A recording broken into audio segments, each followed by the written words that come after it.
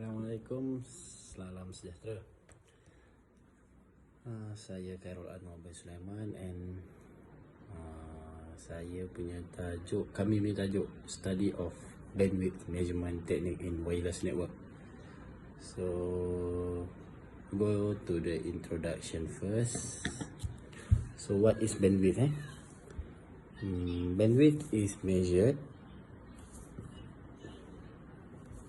as the amount of data that can be transferred from one point to another within a network in a specific amount of time.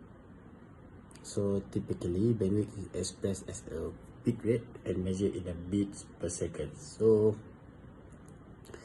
the second one is the term bandwidth refers to the transmission capacity of a connection and is an important factor when determining the quality and speed of a network or the internet connection.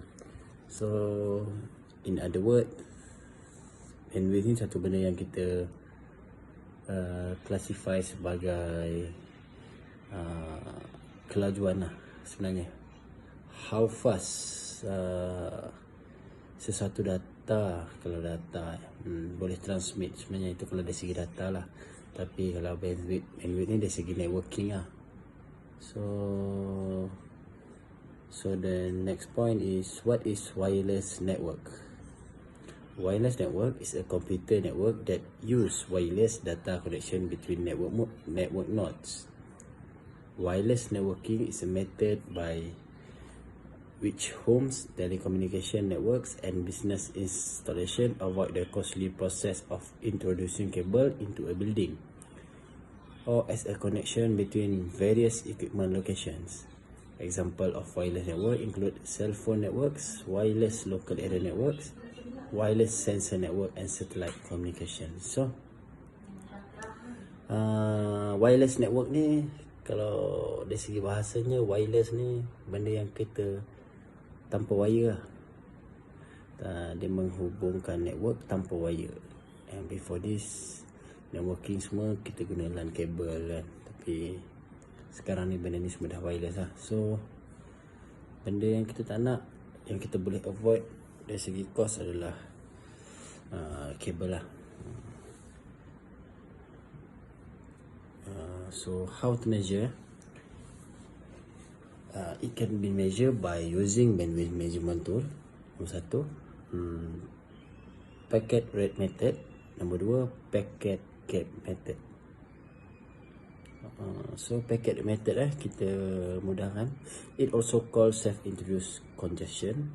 The idea is the following: to inject a set of probe packet with a predefined initial probe rate into a network. In the initial probe rate is higher than the available bandwidth. The probe packet will be queue after each other at the bottleneck and those cause congestion. In such a case, the mean of depression between in the probe packet will increase.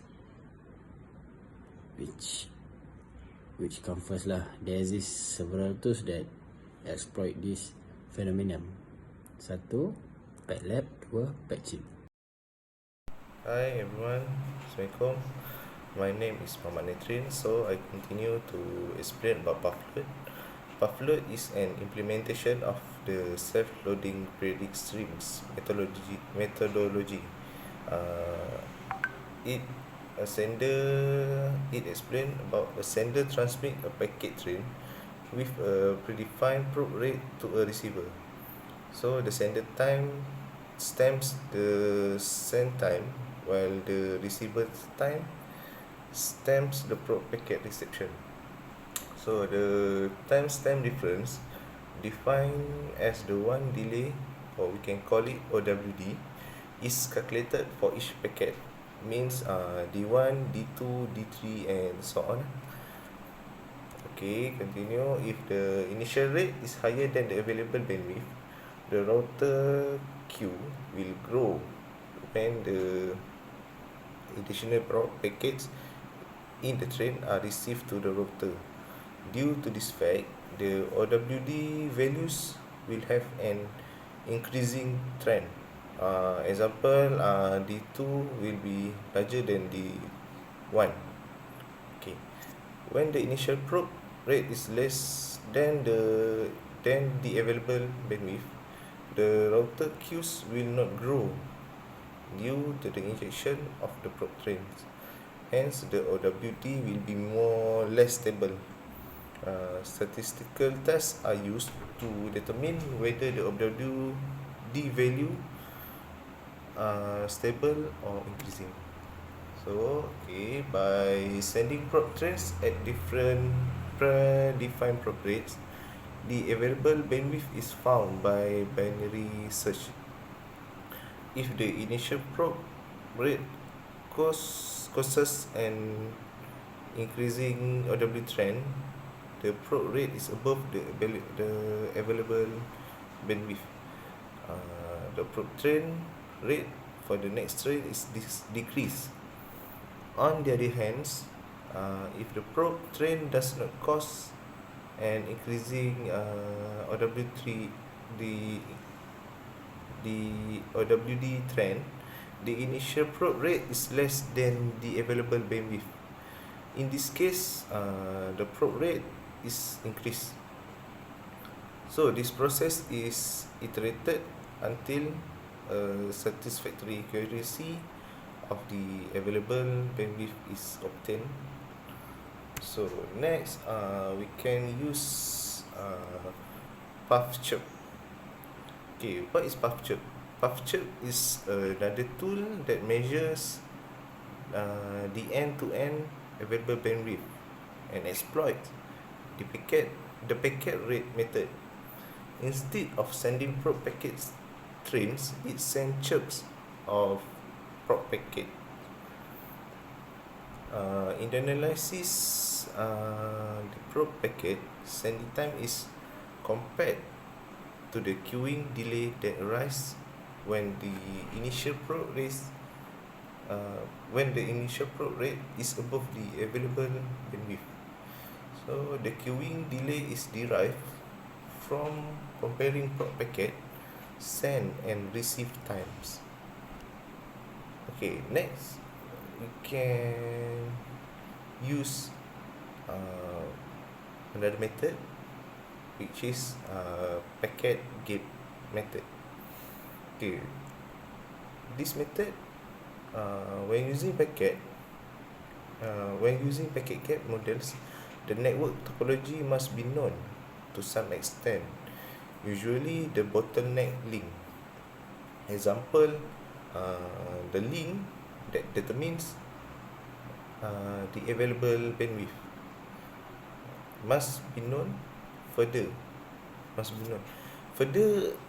there can only be one bottleneck link between the probe sender and the probe receiver. So I can pass the next method to other friends to explain. Thank you. Hello, Assalamualaikum. My name Ahmad Nafizuddin bin Ahmad Zaini. So I will continue from my friend presentation. So I will discuss about application of bandwidth measurement. There exist many potential application of bandwidth measurement method. For example, streaming media adaptation, server selection, network thermography, TCP improvement, and service level agreement verification. This section discuss and describe this application and the potential benefit that active measurement could give. Streaming media. The sound rate and video quality adaptation of streaming media is important, especially when service like TV over the internet is becoming more popular. Today, the adaptation is typically based on packet loss rate or delay.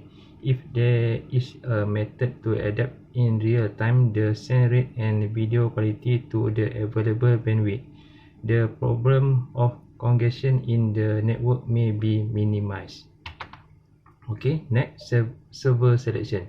Server selection is another important application. That is which server gives me as a user the shortest download time. If the available bandwidth could be measured in a quick and easy manner for many mirror server. Like example, server that contain the same data at the same time. A user will be able to choose the best alternative. Okay, next, network thermography.